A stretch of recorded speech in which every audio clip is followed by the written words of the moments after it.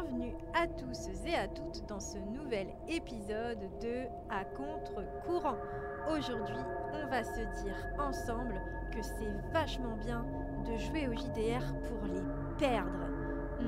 Évidemment, vous connaissez le principe, ces petites émissions ont des titres bien putaclic pour parler ensemble d'un sujet qui va à contre-courant des pratiques habituelles, qui peut paraître étrange, qui peut paraître bizarre, qui peut paraître désagréable. Et en fait, on va tout simplement le décortiquer ensemble pour ce qu'il a de positif, sans évidemment mettre de côté ses limitations, car évidemment, comme toutes les pratiques du JDR, elle n'est ni parfaite, ni absolument nécessaire, qu'elle vous plaise ou qu'elle plaise à tout le monde. Alors aujourd'hui, eh bien, nous allons parler donc de gagner le jeu ou perdre le jeu. Et en fait, aujourd'hui, on va surtout se concentrer aux sensations qu'on a en tant que MJ et PJ quand on se décide à faire un jeu où on va plutôt perdre le jeu, ce qui s'appelle du play to lose.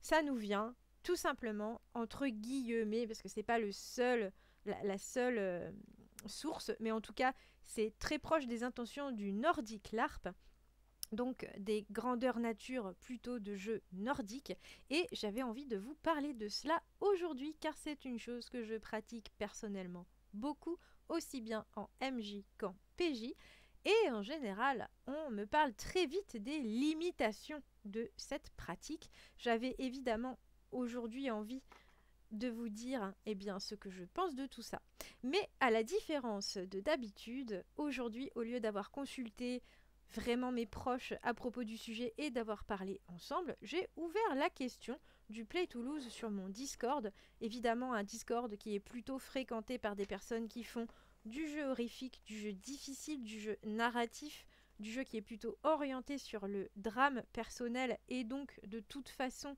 qui ont déjà des attitudes qui sont un petit peu loin des cercles plus traditionnels, mais c'était très intéressant d'avoir le retour. Alors aujourd'hui, j'aimerais remercier tout particulièrement les personnes qui ont participé à ces discussions. Il y avait donc avec nous Maolmad qui a participé, ainsi que Edjour, Yanka, Lucille, Opi, Henri, Nash et Alinik. Donc toutes ces personnes m'ont donné des retours. J'ai également incorporé les miens et nous allons parler aujourd'hui du play to lose, donc jouer pour perdre. Pourquoi, comment, est-ce que ça vaut le coup, est-ce que ça vaut pas le coup, est-ce que ça pourrait vous plaire ou pas, et c'est parti. Alors la première chose qu'on va faire ensemble, on va donner une définition à peu près correcte de ce qu'est le play to lose, de à quoi ça fait référence, de où ça nous vient et de avec quel autre petit concept c'est lié. Tout simplement, je vais vous donner une définition qui est pas la seule, mais en tout cas qui moi me convient bien et qui est admise depuis 2014, et elle est issue de Pironen et Turoé, qui du coup sont des nordiques et qui ont écrit à propos du Nordic LARP, donc le jeu de rôle nordique. La définition donc, c'est une logique de joueuse qui va jouer pour perdre. Elle prépare activement son personnage à échouer et non à réussir. Cette stratégie est utilisée par de nombreuses joueuses nordiques, mais pas seulement aujourd'hui, pour créer des conflits intéressants et des drames personnels dans les jeux. Cela permet de ne pas se concentrer sur l'efficacité, mais de se concentrer sur la manière de réagir et de vivre, d'interpréter les émotions dans des situations dramatiques, perdues d'avance et néfastes.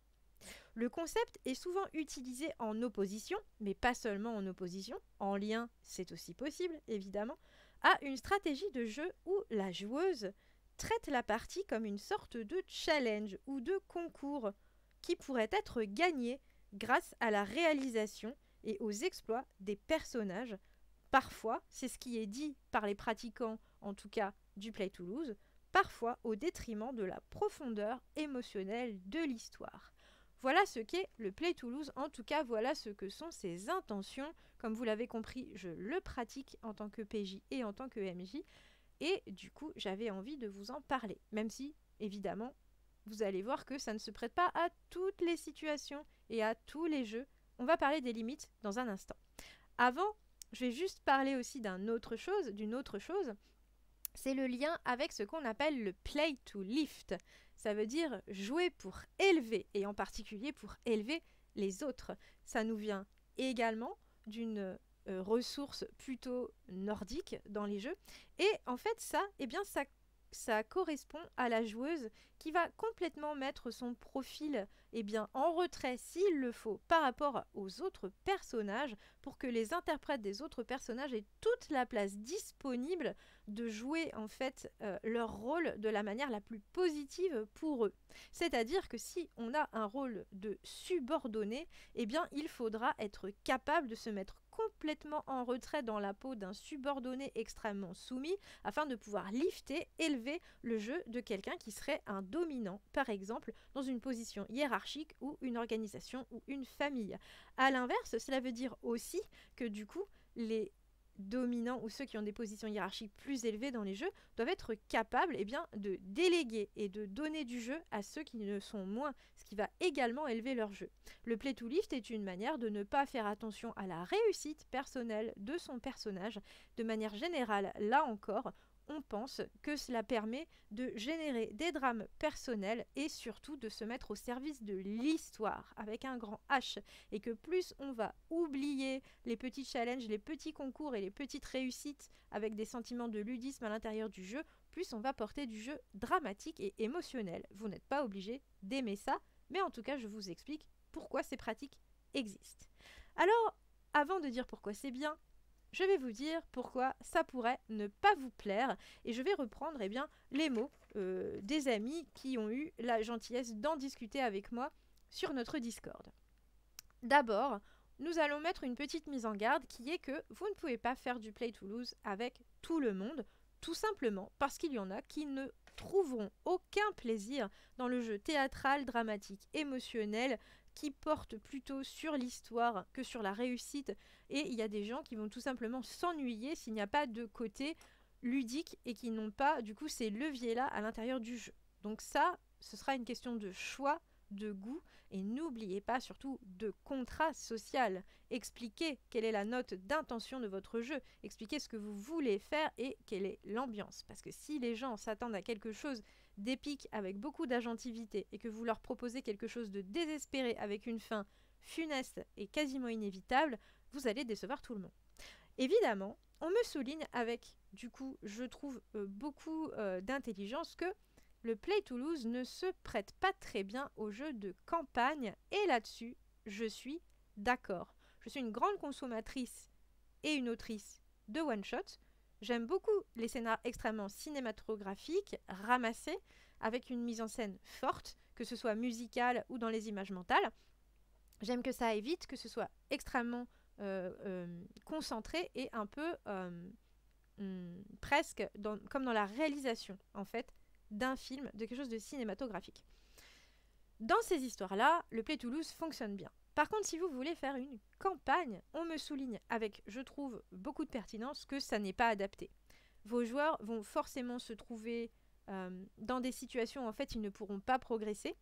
Ça va potentiellement faire mourir un nombre de personnages importants et donc faire des recréations de personnages multiples, ce qui est très ennuyeux. Là, vous allez vraiment avoir des gens qui vont vous dire, écoute, on aimerait faire pouvoir progresser ce personnage. La progression en campagne est très importante. D'ailleurs, ce n'est pas qu'une progression en termes de statistiques, c'est aussi une progression en termes de personnalité, de changement de l'individu. Les personnages sont dynamiques.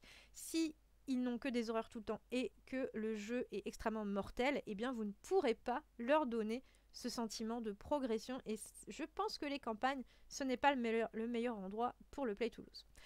Évidemment, on parle aussi agentivité. Et là, évidemment, lorsque l'on fait du play to lose, il y a deux possibilités.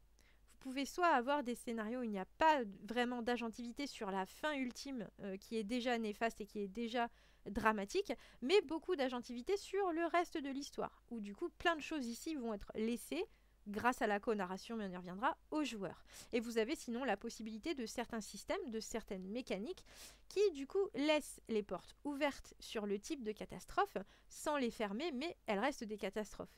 J'en parlerai tout à l'heure, un PBTA serait un très bon exemple. Il y a beaucoup de manières d'échouer, mais elles ne sont pas toutes identiques. C'est du coup de la variabilité et de l'agentivité, mais dans des manières d'échouer. Donc ça, vous voyez, par exemple, ça dépend. En tout cas, la limite, c'est que des gens qui n'ont pas autant d'agentivité que dans un grand bac à sable où ils sont puissants et ils peuvent faire tout ce qu'ils veulent, il y en a à qui ça ne plaira pas. Voilà, maintenant que les bornes sont posées, voyons ensemble pourquoi c'est vachement bien quand même de jouer pour perdre le jeu. On va y aller ensemble. Alors, pourquoi aimer le Play to Lose? Je vais vous donner le florilège des réponses que l'on m'a données, qui sont franchement, je vais vous dire, également les miennes, donc je n'ai pas eu beaucoup à changer le discours. La plupart des gens qui m'ont répondu me disent qu'ils aiment en baver, se triturer la cervelle et du coup être confrontés à leurs pires angoisses. Ils aiment du coup ce sentiment de perte de repère, de surprise et d'incompréhension. Ce moment où on est complètement perdu et en fait l'histoire devient le vecteur d'horreur qu'on ne peut pas voir venir, qu'on ne peut pas régler, mais du coup on va devoir se concentrer sur l'interprétation du personnage parce que finalement les actions du personnage sont presque vaines, alors que sa manière qu'il a de réagir au monde, ça c'est tout ce qui nous reste. Il y a également du coup le côté que ne pas s'accrocher au personnage de trop, ne plus avoir ce sentiment d'être soucieux des conséquences des actes parce qu'on sait que c'est désespéré et que finalement on a peu d'espoir, c'est se détacher et du coup se lâcher dans le RP. Puisque du coup, on ne va pas essayer de retenir les choses, on ne va pas essayer de faire attention, on ne va pas essayer de sauver ce personnage, on va juste le faire vivre de la manière même parfois la plus imbécile qui soit. Peut-être il va être tout seul et dans le noir, parce que finalement, c'est sa personnalité et il va mourir. Évidemment, si vous connaissez la référence, jamais tout seul, jamais dans le noir, jamais tout seul dans le noir, et bien dans le Play to Lose, si c'est votre personnalité, vous allez y aller et vous allez du coup créer du jeu et ça va être assez marrant. Alors ensuite, on me parle aussi d'une libération, une sorte de cathartique du savoir que l'issue est fatale. Savoir que l'issue est fatale, c'est se concentrer sur tout le voyage, mais surtout pas sur la destination, et c'est une chose qui est pas mal revenue.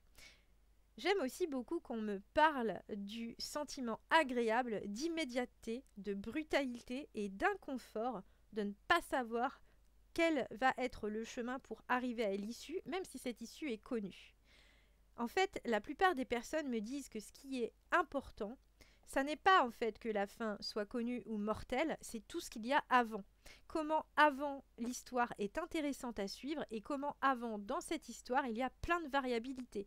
Quels accidents il va y avoir, quels rebondissements il va y avoir, quelles rencontres et interactions avec les PNJ il va y avoir et du coup autant de situations dans lesquelles on va pouvoir interpréter la personnalité et les émotions de ce personnage dans cette situation fermée, un peu comme des rats dans une cage finalement. C'est de faire une expérience un peu sociale, un peu sociologique et de voir comment ces personnages vont réagir au plus terrible. Il y a également, et je pense que c'est important de le souligner, des personnes qui m'ont dit qu'on ne peut pas faire ça avec tous les jeux, il faut quand même une écriture qui s'y prête et un setting qui s'y prête. Donc sur de l'héroïque, de l'épique, des choses très positives, très lumineuses, on va forcément moins favoriser ce type de jeu. L'écriture doit plutôt être tragique et marquante. Ça m'a été soulevé aussi plusieurs fois. Donc, alors, il y a aussi pas mal de personnes qui me disent que dans ce type de jeu, ils apprécient que les sensations qu'ils ressentent au niveau du coup corporel, émotionnel, elles vont plus loin en fait. Ce sont des explorations qui sont plus complexes que sur d'autres jeux où on va être plus sur du coup un côté ludiste. En plus, il y en a beaucoup qui me soulignent qu'ils aiment faire ça, car faire du play to lose, c'est aussi jouer pour les autres. Se mettre en retrait dans des personnages qui échouent, c'est permettre à d'autres de réussir à certains moments, et ça fait partie du jeu. Lorsque on fait du RP, on doit être capable aussi de porter les autres. Et ça, vous voyez, ça fait un petit peu écho à ce que je vous disais tout à l'heure, le play to lift qui commence à apparaître. S'en ficher un peu de la réussite, c'est en fait pouvoir du coup, encore une fois, permettre aux autres de faire des grandes choses et de pas forcément s'attendre à ce que soi-même on fasse des grandes choses parce que c'est pas ce qui est le plus important dans ce jeu-là. Alors on me parle aussi d'un truc que je trouve hyper intéressant, donc c'était la petite praline, le petit dessert pour la fin en répondant à cette question. j'ai un collègue qui m'a dit, et même dans le lumineux, même dans les pics, c'est hyper bien le play to lose. Et il nous a donné un super exemple, puisque Hopi nous dit, attention, par exemple, le play to lose héroïque existe et il est super cool. Et si on parlait par exemple de Léonidas et de ses 300, si ça c'est pas un exemple de play to lose héroïque, alors je ne sais pas ce que c'est. Tout le monde sait quelle est l'issue, elle est extrêmement fatale.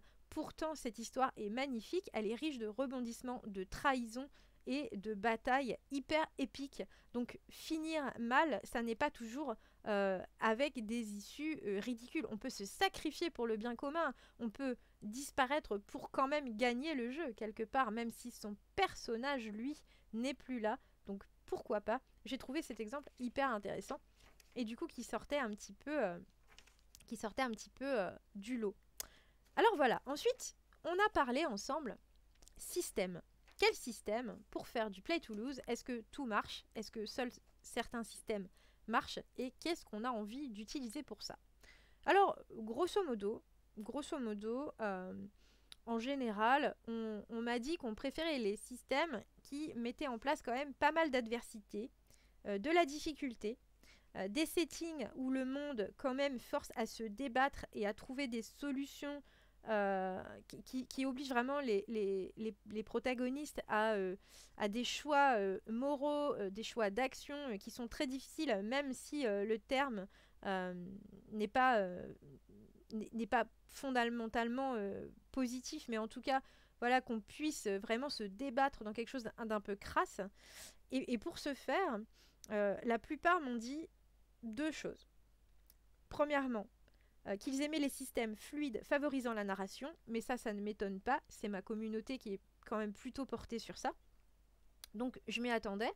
Par contre, ce que j'ai trouvé très intéressant, c'est qu'aussi on me dise beaucoup, et ce qui est super, c'est quand le jeu lui-même inclut dans ses mécaniques de quoi faire du play to lose, de quoi systématiser et mécaniser en fait ses pertes, ses échecs et ses ratés, et de pouvoir du coup se servir d'une mécanique, parce que du coup ça rajoute du ludisme dans l'échec, et du coup le ludisme dans l'échec plaisait beaucoup. Alors on m'a parlé de plusieurs systèmes, j'en ai retenu surtout 3, plus quelques petits à côté personnels, qui me semblent bien illustrer cette idée de mécaniser les échecs et de jouer avec, du coup, et d'avoir plaisir à jouer la perte et l'échec au lieu de jouer la gagne. Alors on m'a parlé du coup d'Alien en particulier. Donc c'est un exemple qu'un collègue du Discord nous a donné, qui nous dit c'est un jeu excellent parce que le système permet complètement de gérer la perte de contrôle et de gérer le stress en fait. Et toute cette gestion du stress devient une mécanique qui va pouvoir avoir des répercussions catastrophiques. Le système des petites cartes avec des objectifs personnels et du player versus player, du joueur contre joueur, donc du PVP à la table, est aussi extrêmement apprécié dans cette mécanique parce qu'il y a des trahisons, il y a des psychoses, et parfois les joueurs vont aller jusqu'à s'entretuer, se hurler dessus, se disputer. Ça met du jeu dramatique qui passe complètement devant parfois la mission principale du scénario et qui va tout casser et qui va faire que finalement tout va partir en cacahuète et que les gens finalement ne vont pas mener à bien la mission pour faire ça. Et du coup, ça a été hyper apprécié.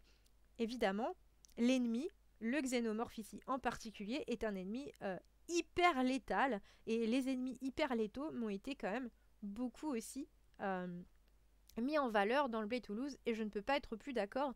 Je trouve que c'est aussi hyper sympa quand la mécanique, du coup, crée des échecs et que les personnes qui les interprètent, ces personnages, peuvent du coup rebondir sur les échecs et s'approprier leurs échecs et les jouer d'une manière fun. Et du coup, c'est un petit peu ce que je dirais en fin de vidéo. Je parlerai un petit peu de co-narration et de comment moi j'intègre un petit peu la co-narration au Play to Lose.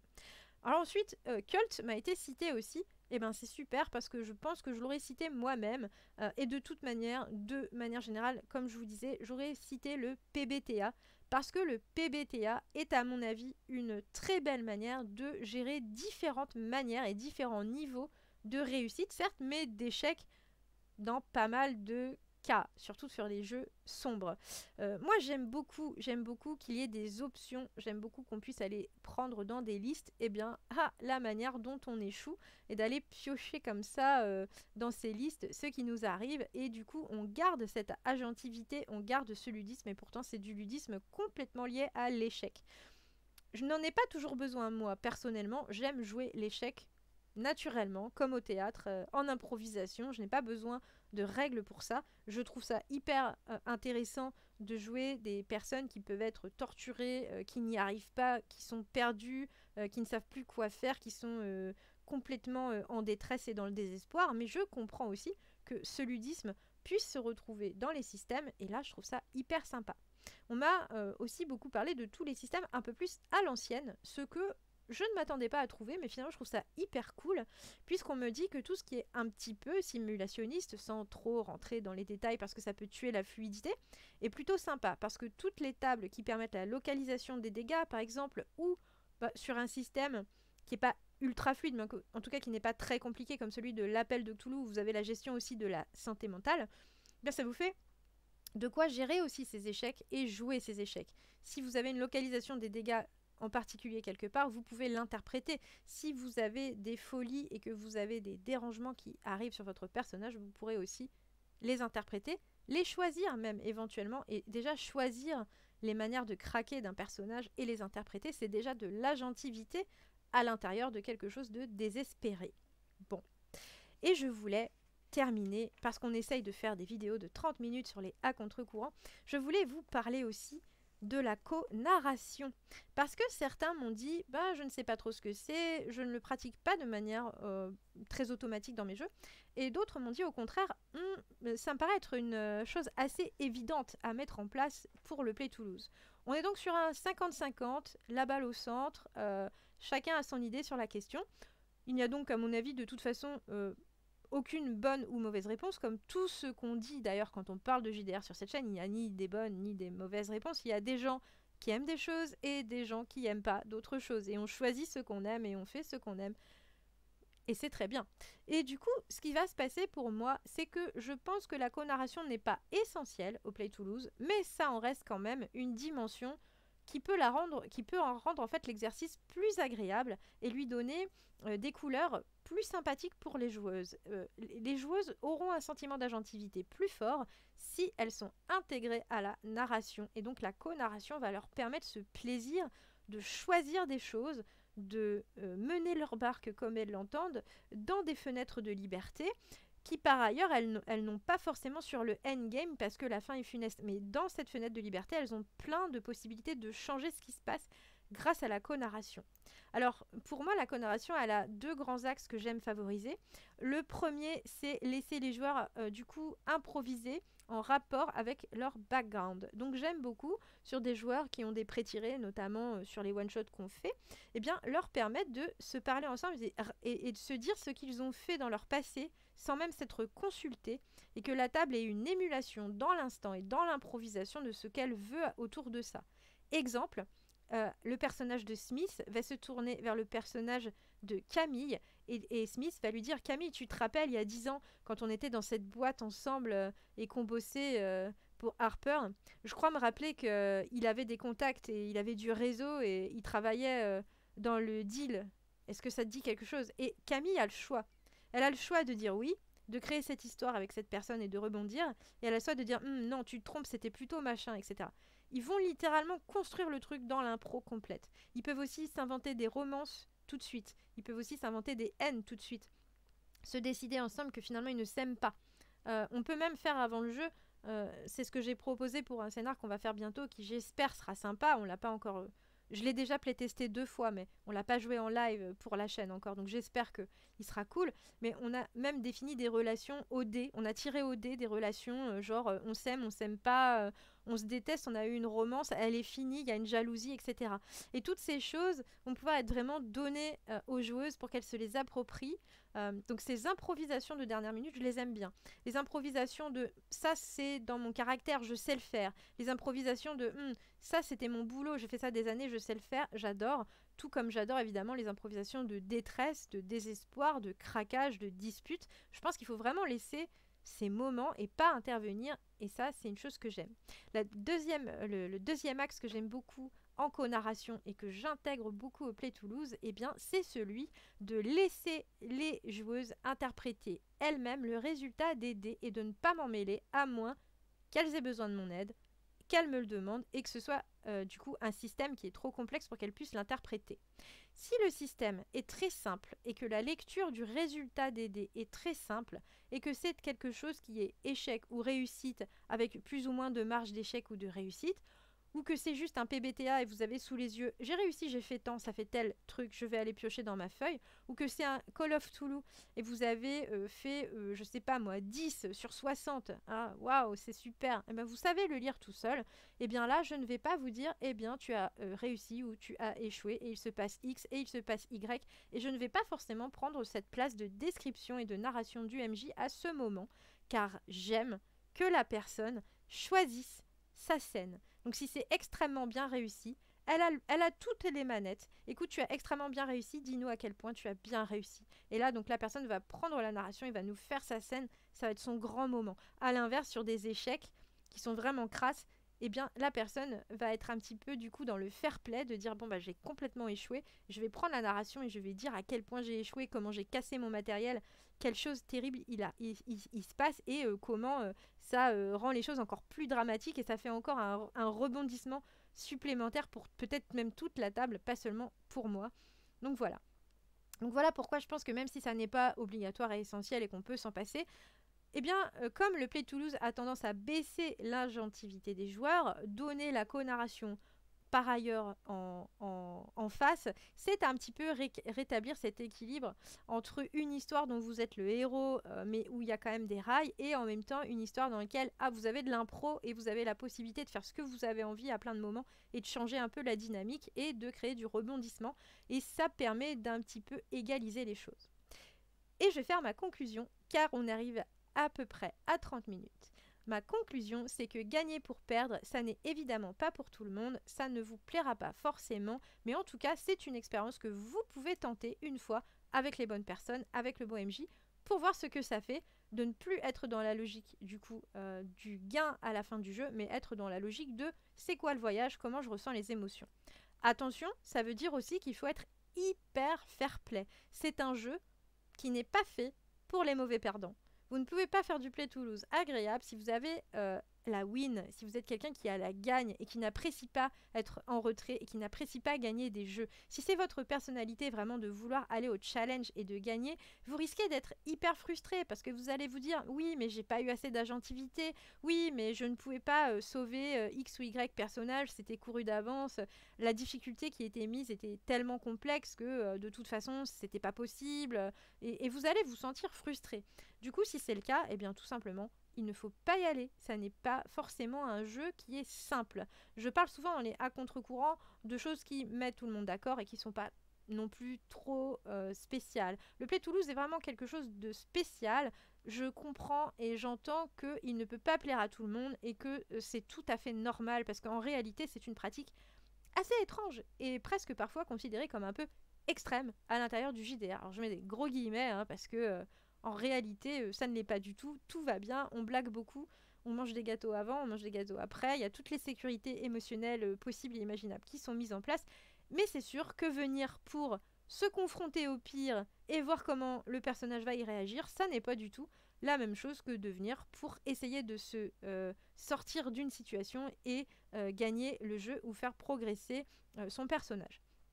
Donc écoutez, si vous sentez que vous êtes relativement cool par rapport à la gagne, que c'est pas quelque chose qui est hyper important pour vous, en tout cas pas seulement, que vous êtes curieux de voir ce que ça peut faire de jouer sur une table en Play Toulouse ou en Play to Lift, que vous ne l'avez jamais fait, que vous souhaitez l'expérimenter, que vous avez envie de faire un one-shot dans ce format, eh bien écoutez, soyez les bienvenus chez nous, car c'est ce que nous faisons assez régulièrement, même si nous ne faisons pas que ça. En tout cas, mes scénars horrifiques ont souvent cette forme. Si ça vous intéresse, eh bien ma foi, vous êtes les bienvenus. N'hésitez pas à nous rejoindre sur le Discord. Évidemment, vous trouverez tous les liens dans le YouTube, il n'y a pas de souci. Je vais vous mettre également un lien un peu sympa dans la description de la vidéo sur un article de Nordic LARP qui va vous expliquer, c'est en anglais, mais qui va vous expliquer ce que sont un peu plus en détail le Play to Lose et le Play to Lift. Et il est plutôt intéressant cet article, je vous le recommande. Et évidemment, je vous mettrai aussi dans la description tous les petits noms, les petits gens très sympas qui m'ont répondu avant que je fasse cette vidéo. Donc je vous souhaite une très belle soirée. J'espère que vous ferez des jeux dans lesquels perdre, ça va vous régaler. Moi je vous fais des gros bisous. Je vous dis à bientôt. On va se quitter. Ciao ciao. Bisous.